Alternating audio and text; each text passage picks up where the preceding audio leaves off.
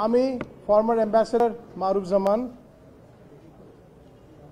একজন সরকারি কর্মকর্তা, পররাষ্ট্র মন্ত্রণালয়ে ছিলাম। তার পূর্বে আমি ছিলাম বাংলাদেশ সেনাবাহিনীতে একজন ক্যাপ্টেন, আর্মি হেডকোয়ার্টারে। আমাকে 2017 4ই ডিসেম্বর আমি যখন যাচ্ছিলাম এয়ারপোর্টে নিজে গাড়ি চালিয়ে আমার মেয়েকে আনার জন্য, সেখান থেকে আমাকে DGFI director general of forces intelligence, army, navy and air force মিলে যেটা কুখ্যাত আয়নাঘর কিংবা যেটা বলেন টিএফআই, তাদের লোক আমাকে অস্ত্রের মুখে তাই টেনে নিয়ে যায়। রাস্তায় অনেক ধস্তাধস্তি মারামারি হয়, কিন্তু ওদের সাথে আমি পেরে উঠি পারিনি, কারণ ওরা ছিল দুটো মাইক্রোবাসে 10-12 জন লোক, আমি ছিলাম একা এবং ওদের সবার হাতে অস্ত্র ছিল। আমাকে ধরে গিয়ে 14 মাস রাখা হয় টর্চার সেলে।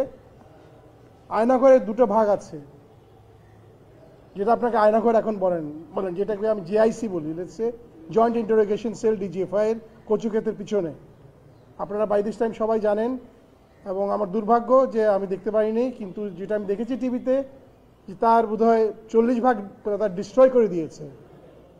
আপনারা যদি আয়নাঘর কি আসলে জানতে চান, তাহলে বড় বড় যদি আপনাকে যে কি বলে কন্টেইনার আছে না, লোহার কন্টেইনার দেখেন জাহাজে যায়, ঠিক ওইরকম যদি আরও লম্বা করেন, অন্ধকার করে রাখেন, যে ওটা ভিতরে যা থাকে ঠিক আয়নাঘর তাই ছিল। এখন যেটা আপনি দেখছেন সেটা ছিল না, যে অনেক অনেক অনেক জঘন্য ছিল। এবং তারা সেখানে আমাকে 5 মাস রাখে হলো রিমান্ড সেল, যেখানে গ্রেড 2 টর্চার 24 ঘন্টা একজনের বন্দির উপর চালানো হতো। ওখানে 10টা সেল ছিল, এবং অসহায় ব্যক্তিদেরকে কান্না যে কি টর্চার করা হতো আমি অকল্পনীয়। আমার সবচেয়ে খারাপ লাগে, সবচেয়ে অবাক লাগে যে আমি সেনাবাহিনীতে যখন ছিলাম ক্যাপ্টেন হিসেবে চাকরি, আমি অবসর করি, মানে আমাদের শহীদ প্রেসিডেন্ট জিয়াউর রহমান ওনাকে সেনেট করার পর আমি চাকরি ছেড়ে দিই। এবং তারা যে কর্মকর্তারা আমার সাথে চাকরি করেছে এবং বিদেশে দেশে, সেই ব্রিগেডিয়ার, সেই কর্নেল, তারাই অবসর নিয়ে আমাকে যে অমানসিক অত্যাচার করতো, যেটা কি মানুষ? এটা কি মানুষ না? ট্রাইব্যুনালে কেন এসেছেন আপনি? আমি দায় করতে, অভিযোগ দিতে যে এদের যারা পারপিট্রেটর, যারা শেখ হাসিনা, জি আমি অভিযোগ দিয়েই আসছি।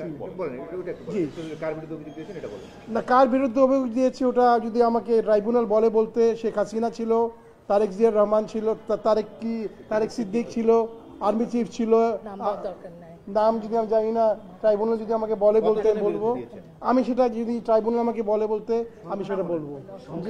সংখ্যাটা মনে নাই আমার, ট্রাইব্যুনাল জানবে। ট্রাইব্যুনালটা আমি নামগুলো সংখ্যাটা দিব না। Sheikh Hasina and a team. আপনি মুক্তি পেলেন কবে, কোন সময়? 2019 16th April 2019 মার্চ। আমাকে নিয়েছিল কেন? আমি ভারত বিরোধী ছিলাম, এবং আমি হাসিনার যত কুকীর্তি, গুম, খুন, যে এক্সট্রা জুডিশিয়াল কিলিং, তারপরে যে সিক্রেট চুক্তিগুলো করা হতো, কারণ আমি মনে রাখেন আমি কিন্তু ডিপ্লোম্যাট, আমি জানতাম তারা কি করছে, এবং আমি সেগুলো লিখতাম। তারা আমাকে অনেক ওয়ার্নিং দিয়েছে, লেখা বন্ধ করো। আমি বলছি না, আমার কলম আপনারা বন্ধ করতে পারবেন না, সেই জন্য আমি লিখতাম। সেই লেখার জন্য আমাকে তারা নিয়ে তারা বলেছে এখন দেখি আপনাদের কলমের জোর বেশি না আমাদের অস্ত্রের জোর বেশি। অভিযোগ দায়ের করে এখন আপনি কি চান? আমি চাই সৎ বিচার। আমি তো শুধু আমি না, আমার মতো হাজারো লোক ছিল। সেই ক্যাম্পের ভিতরে 20টা ছিল নর্মাল রুম, 10টা ছিল রিমান্ড, 10টা ছিল নর্মাল পুরনো পাকিস্তান আমল সেল, আর 2টা ছিল ভিআইপি সেল। ওখানে